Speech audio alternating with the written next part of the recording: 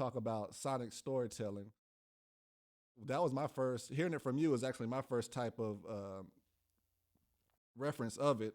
I'm sure it may be referenced by other people as well, but I definitely like you were my first person that I've kind of heard mention that. So could you kind of elaborate on that? Yeah, absolutely. Yeah.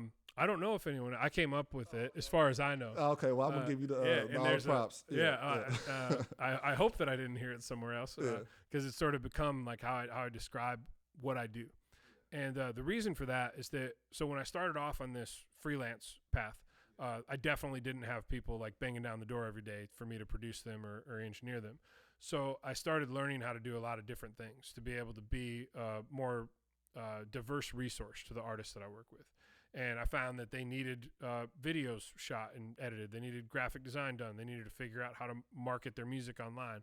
And so I started just reading a lot of books and seeking advice from mentors and learning a lot about that sort of stuff.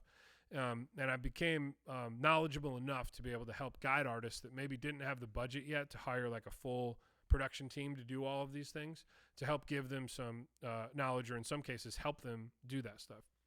So I was learning kind of all these different things. And eventually that's what developed into what the record shop became, which is not a recording studio, but a multimedia production company that intends to help artists achieve their artistic vision. And through doing that, I started participating in helping set up all these different types of projects. So we would do like a live concert recording. We would do like a music video shoot. We would help. I found this software that helped artists market themselves on MySpace. It's like, way back when I was starting, and I helped the artists get all these followers and engagement and plays on their music and stuff. And so I learned how to do a lot of these, different things, but I realized that I didn't, again, like understanding what your focus needs to be and what your priorities are. I wasn't going to be like a jack of all trades, like just kind of doing whatever I could do sort of thing. I wanted to make records. I just learned how to do all this other stuff to be a resource to the artists that I worked with. And then I started hiring people that are connecting people with the artists that I was working with and sort of being a project manager to help make that happen.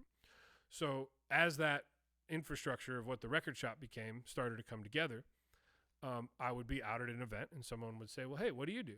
And I'd say, well, I'm a producer and engineer, and I have this production company where we help artists like shoot videos and create content and market their music, and I felt like I had to explain all the things that I do. So like, just in case it would fit into what somebody might be interested in, it would work. And a lot of us in the entertainment industry fall into that because we have a lot of different skills and different things that we get into.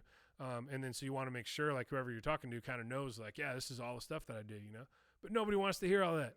Their eyes roll back in their head and they're like, oh, okay, cool, man. And then like the conversation is just kind of like over, and they may be intrigued that I do a lot of things, but that doesn't lead to anything.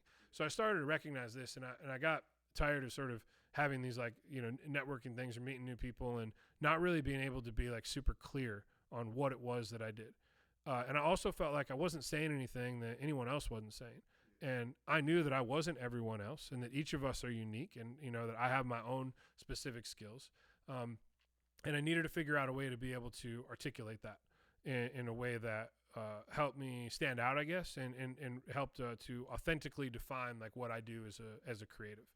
So I started thinking a lot about like, how do I not say producer anymore and come up with like what I really do, because it's deeper than that. There's more going on. And there were a few different people that someone asked me once what my sound was. And I found that really interesting because I didn't really think about that much, mainly because I never really like sought out to have a specific sound. It was more like I set out to have a philosophy of how I treat a project and approach it. And that's to focus on the artistic vision and make sure that we're creating art that is timeless. Yeah, I was going to ask you that as well about what your sound was. And so I didn't really fall into that. And I'm also like a multi-genre type person. So I don't feel like I have a sound. I feel like I have a process of finding whatever that sound is that is required for the specific project. But that person that asked me that after I didn't have an answer, she listened to a number of different things that I had produced. And she said, you know what your sound is? It's telling a story through the dynamics of your production. So like your sound isn't necessarily a certain type of like tone or a certain like thing or like groove or something, but I think your sound is dynamics.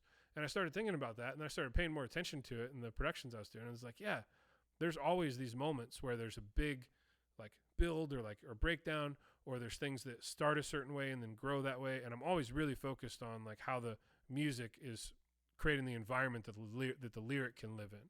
So you can sort of imagine the music video while you're listening to the song. And so I started to recognize that I was doing that, everything that I was working on. And that's what made me think, okay, so I'm a storyteller, I'm a producer, I'm an engineer. How do I combine that together into kind of what my sound is? And that's where I came up with a sonic storyteller.